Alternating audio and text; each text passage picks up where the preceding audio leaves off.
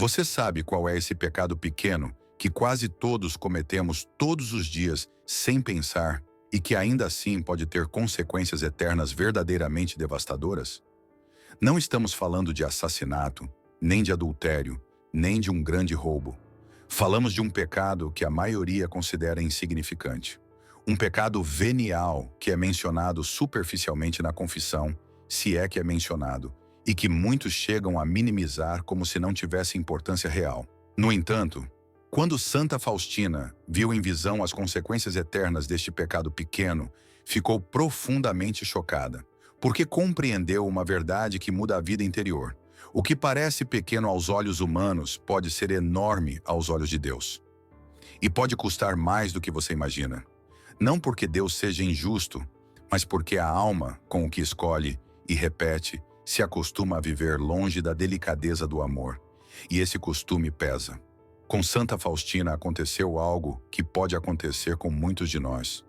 Antes dessa visão, ela pensava como tantos católicos. Os pecados veniais não condenam, os mortais sim.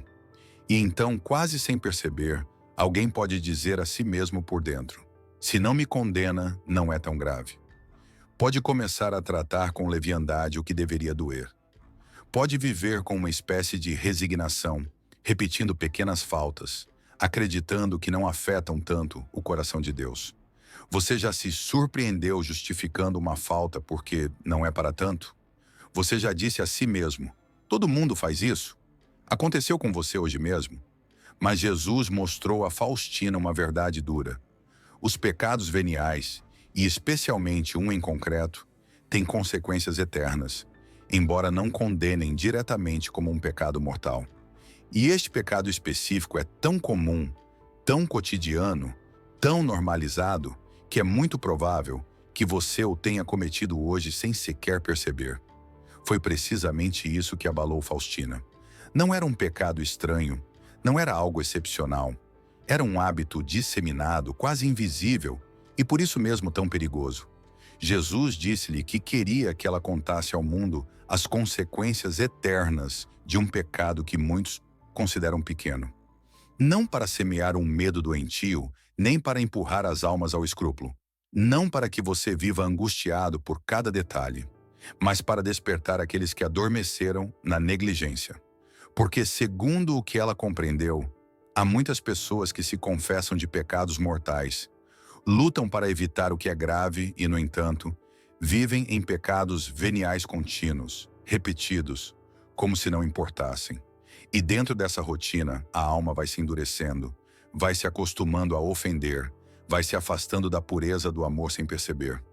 Faustina entendeu que o drama chega quando a alma, ao ver a realidade na eternidade, descobre o que aqui chamou de insignificante. Jesus fez-lhe ver que muitos chorarão ao contemplar as consequências de terem desperdiçado a vida naquilo que acreditavam ser pequeno, mas que o ofendia profundamente. E esse contraste dói. A alma percebe que não foi um simples detalhe, mas uma ferida repetida uma e outra vez, sem arrependimento sério, sem propósito firme, sem delicadeza para com Deus. Em seu diário, Faustina escreveu que o Senhor lhe mostrou uma alma no purgatório que sofria intensamente. Não sofria por pecados mortais, porque esses pecados ela havia confessado. Sofria por um pecado venial que havia cometido milhares de vezes e que nunca levou a sério. Essa visão a marcou. O que viu foi tão forte que chegou a compreender algo surpreendente. A intensidade daquele sofrimento superava o sofrimento de muitos que haviam cometido pecados mortais. E isso a levou a uma conclusão que corta por dentro. A gravidade não se mede apenas por um rótulo moral, mas também pela frequência, pelo apego, pelo costume e pela ofensa real que provoca ao coração de Deus. Então a pergunta torna-se inevitável. Se as suas pequenas quedas se repetem todos os dias, elas continuam sendo pequenas? Se uma falta se torna um hábito, ela não está moldando o seu coração? Se a sua consciência já não estremece, essa insensibilidade não é um sinal de alerta? Hoje você vai descobrir exatamente qual pecado pequeno Santa Faustina viu que produzia consequências eternas. Vai entender por quê embora pareça mínimo, é tão grave aos olhos de Deus. Vai conhecer quais são as 7 consequências eternas que ele produz. Como reconhecer se você o está cometendo. Como libertar-se completamente dele e, acima de tudo, como evitar um purgatório longo por uma falta que tantos ignoram. Antes de continuar, deixe um comentário com sua cidade e a hora em que você está assistindo a este vídeo. E se depois de descobrir qual é este pecado e o que ele provoca, você decidir levar a sério também o que é pequeno, escreva: não o ignorarei mais. Porque a conversão começa quando deixamos de desculpar o que fere a Deus em silêncio. Para compreender o que Santa Faustina viu, primeiro é preciso situar-se no contexto exato. Era o outono de 1937. Faustina estava rezando por uma alma concreta do purgatório, uma religiosa que havia morrido no convento poucos meses antes. Era uma irmã boa, fiel, uma vida religiosa aparentemente correta, sem pecados mortais evidentes. E, no entanto, Faustina, com aquela percepção mística que Deus lhe concedia, sabia algo que não se via de fora. Aquela irmã estava sofrendo intensamente no purgatório. Por isso, todos os dias rezava por ela com perseverança, como quem intercede por alguém que ama de verdade, embora não possa aliviá-lo com nada humano. E então aconteceu algo que mudou tudo. Uma noite, enquanto Faustina estava em oração, essa irmã apareceu diante dela, não de forma física, mas espiritualmente, em uma visão clara. Faustina percebeu o sofrimento com uma intensidade que não deixava margem para dúvidas. E, comovida, perguntou-lhe com uma mistura de surpresa e dor: Irmã, por que sofre tanto? Por acaso não viveu uma vida santa? Não se confessava com regularidade? O que é que causa esta purificação tão intensa? A resposta daquela alma foi dilacerante, carregada de arrependimento. Disse-lhe que sim, que quando cometia pecados mortais os confessava, mas que eram raros. Ou seja, não era uma vida marcada por grandes quedas, nem por escândalos, nem por uma rebeldia evidente. E justamente aí aparece o inquietante. O motivo de seu sofrimento não era o que qualquer um apontaria como o grave. Era outra coisa. A irmã confessou que havia um pecado que cometia todos os dias, muitas vezes ao dia. Um pecado que considerava pequeno, quase insignificante. Um pecado que, se chegava a confessá-lo, fazia-o de maneira distraída, sem se deter, como quem o menciona apenas para cumprir tabela. E, acima de tudo, um pecado do qual pensava: não importa tanto.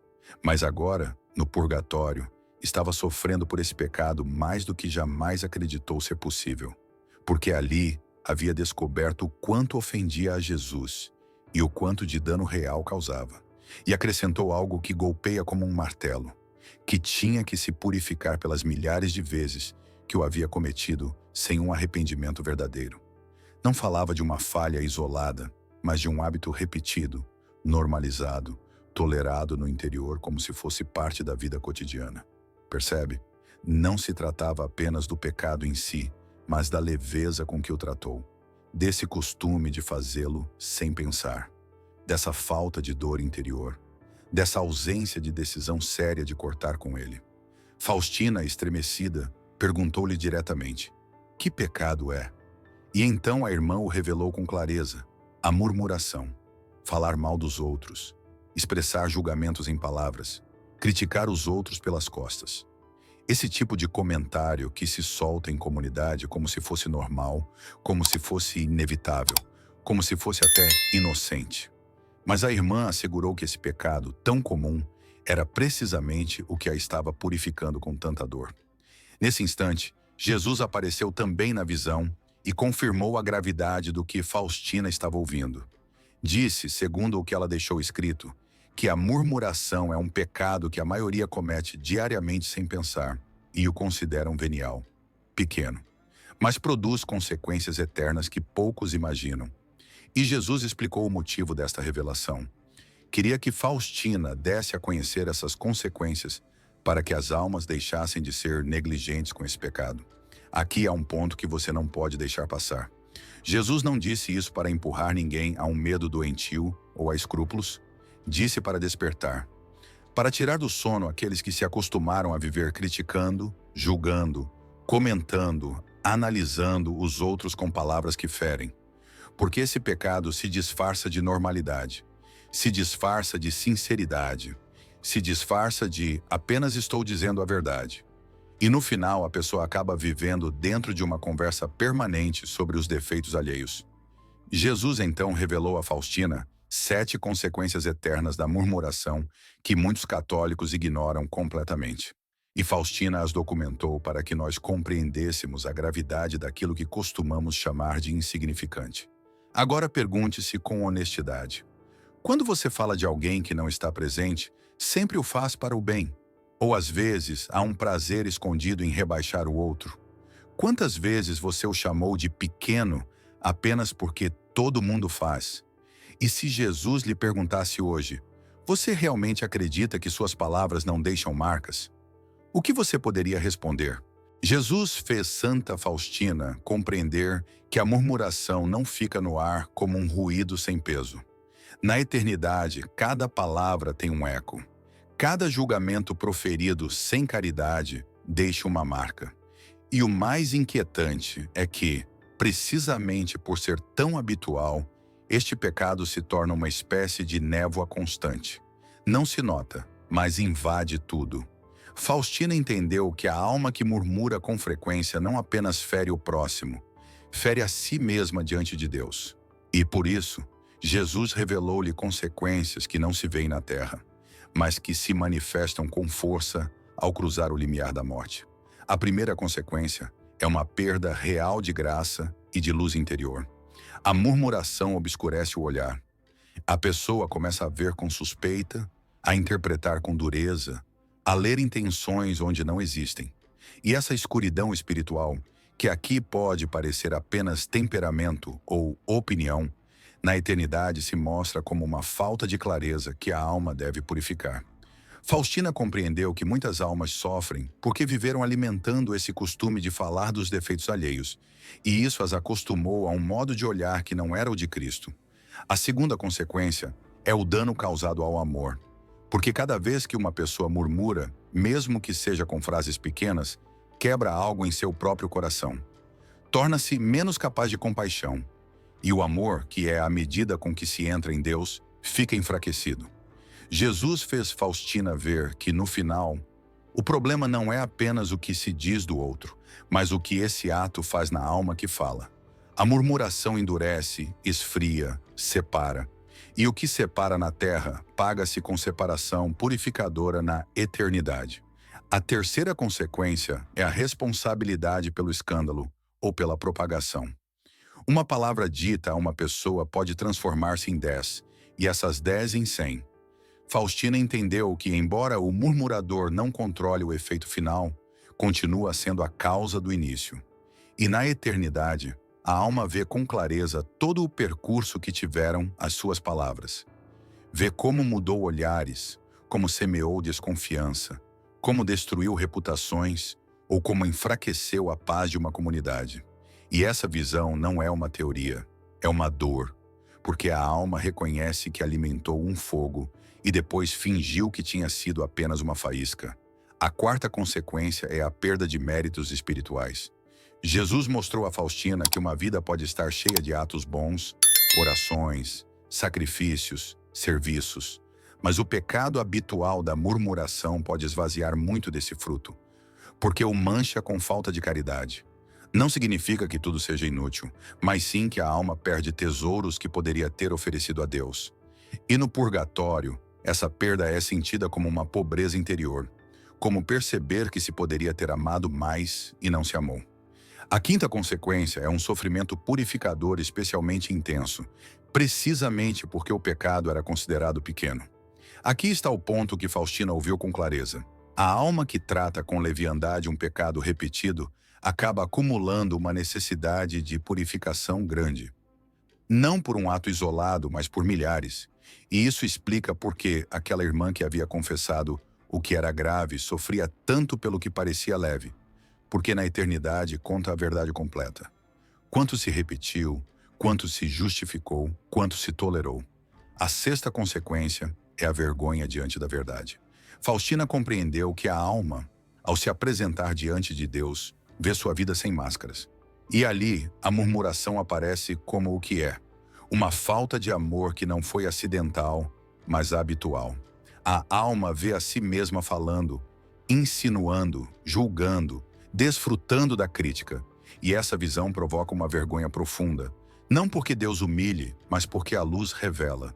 E essa vergonha também purifica, porque obriga a alma a renunciar a toda desculpa. A sétima consequência é o atraso na entrada plena na alegria. Jesus fez Faustina ver que a murmuração cria correntes invisíveis. Não correntes físicas, mas laços de julgamento, de ressentimento, de comparação, de dureza. E o céu é puro amor. Por isso a alma deve ficar livre de tudo isso antes de entrar. Senão, não poderia sustentar a plenitude. Assim, o purgatório torna-se o lugar onde a alma aprende, finalmente, o que não quis aprender na terra. Calar quando não há caridade, falar apenas com amor e olhar para o outro com misericórdia. E aqui aparece a pergunta que Jesus parece deixar no ar para cada um de nós. Se suas palavras fossem escritas e lidas diante de Deus hoje, você se reconheceria como um filho do amor ou como um juiz oculto? Quando você fala de alguém, faz isso para ajudar ou para desabafar? Você já percebeu que uma conversa normal pode estar construindo a sua eternidade? O mais impactante é que Faustina entendeu que isso não é apenas um aviso para religiosos ou para comunidades. É um aviso para todos, porque a murmuração se infiltra em casa, no trabalho, na família, na amizade, inclusive na vida espiritual. E Jesus, ao mostrá-lo, não apenas apontou um pecado, apontou um caminho de saída. Mas antes de mostrar esse caminho, deixou claro o peso real das palavras. Depois de mostrar a Santa Faustina as consequências eternas da murmuração, Jesus não a deixou no desespero. Fez-lhe entender que este pecado, precisamente por ser tão comum, também pode ser vencido com decisões concretas e práticas. Não se trata apenas de ter força de vontade, mas de aprender a viver com um coração mais limpo, mais vigilante, mais unido a Deus. E Faustina compreendeu que a conversão aqui não é um gesto romântico, mas um combate diário. A primeira prática é a vigilância interior, parar antes de falar. Parece simples, mas é revolucionário. Antes de soltar uma frase sobre alguém, a alma se pergunta: isso é caridade? Isso ajuda? Isso é verdade e é necessário? Se não cumprir essas condições, cala-se. Essa pausa, mesmo que dure um segundo, corta o hábito automático e devolve o controle à alma. A segunda prática é trocar a linguagem pela oração. Cada vez que surge o impulso de criticar, ele se transforma em uma súplica por aquela pessoa. Não é um truque psicológico, é uma forma de transformar energia negativa em amor. E Faustina compreendeu que o coração não pode atacar e abençoar ao mesmo tempo. Ou se endurece, ou se purifica. A terceira prática é a humildade, recordar os próprios pecados. A murmuração costuma nascer de sentir-se por cima. Por isso, o remédio é olhar para a própria fragilidade com sinceridade. Quando alguém recorda o quanto foi perdoado, torna-se menos cruel com os defeitos alheios, e o julgamento se apaga. A quarta prática é falar apenas de frente, nunca pelas costas. Se algo é verdadeiramente grave e deve ser dito, disse com respeito, com intenção de ajudar e no lugar correto. A murmuração, por outro lado, busca o espaço onde o outro não pode se defender. Cortar essa dinâmica restaura a justiça e limpa o ambiente. A quinta prática é escolher o silêncio como sacrifício. Faustina entendeu que calar pode ser uma forma de penitência que liberta. Não é um silêncio covarde, mas um silêncio oferecido a Deus. Senhor, custa-me não falar, mas ofereço por amor. E esse sacrifício repetido forma uma alma forte. A sexta prática é fugir de conversas tóxicas. Há ambientes onde a murmuração é o pão de cada dia. Se você entra ali, mais cedo ou mais tarde acaba participando. Por isso, a saída às vezes é simples: mudar de assunto, retirar-se ou não alimentar o fogo com mais nenhuma palavra. O silêncio nesses momentos é uma vitória. A sétima prática é confessar-se com seriedade e pedir uma graça concreta. Não basta dizer murmurei como uma frase rápida. Faustina compreendeu que é preciso reconhecer o hábito, pedir perdão com dor real e suplicar uma ajuda precisa. Jesus, dá-me um coração limpo e uma língua que não fira. Quando a alma pede uma graça específica, Deus responde com uma força nova. E agora, a pergunta final desta parte é direta.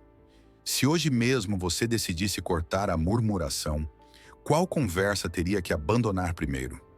Qual pessoa precisaria deixar de criticar? E a quem teria que pedir perdão, mesmo que seja apenas no seu coração? Depois do que Santa Faustina viu e escreveu, fica claro que a murmuração não é um simples defeito de conversação. Não é um detalhe sem importância. É uma ferida repetida que vai moldando o coração, um costume que pode parecer normal na Terra, mas que na eternidade se revela com um peso enorme. E o mais duro é isto: muitas pessoas não mudam porque acreditam que não é grave. Não mudam porque todos o fazem. Não mudam porque o chamam de venial e ficam tranquilos. Mas Faustina compreendeu que o que Deus olha não é apenas o rótulo, mas o amor. E onde falta amor, a alma empobrece, mesmo que por fora pareça correta. Jesus não permitiu que esta revelação fosse apenas um aviso. Quis que fosse uma oportunidade. Porque se hoje você a ouviu, já não pode dizer, eu não sabia. E não é uma acusação, é uma porta. Uma porta para começar de novo com palavras mais limpas, com um olhar mais misericordioso, com uma língua que constrói em vez de destruir. Por isso, antes de terminar, quero deixar-lhe uma pergunta que pode mudar a sua semana. O que aconteceria se durante 7 dias completos você se comprometesse a não falar mal de ninguém? Não falar menos, não tentar, mas levar isso a sério. Como sua casa se transformaria? Como se transformaria sua paz interior? Como mudaria sua relação com Deus se cada vez que viesse o impulso de criticar, você o transformasse em oração? Porque aqui está a verdade. Cada vez que você escolhe calar por caridade, está ganhando uma batalha invisível. Está treinando sua alma para o céu. Está quebrando correntes que poderiam prolongar seu purgatório. E cada vez que escolhe falar com bondade, mesmo que o outro não mereça, está se tornando um pouco mais parecido com Cristo, que não veio para humilhar, mas para salvar. Se esta mensagem tocou você, deixe nos comentários o seu compromisso. Não por exibição, mas como um ato de firmeza interior. Escreva, não o ignorarei mais. E se este vídeo o ajudou, inscreva-se para que continuemos caminhando juntos nesta batalha silenciosa que é travada no coração e na língua. Agora façamos uma oração simples, mas sincera. Faça-a comigo, devagar, como se Jesus estivesse ouvindo você agora mesmo.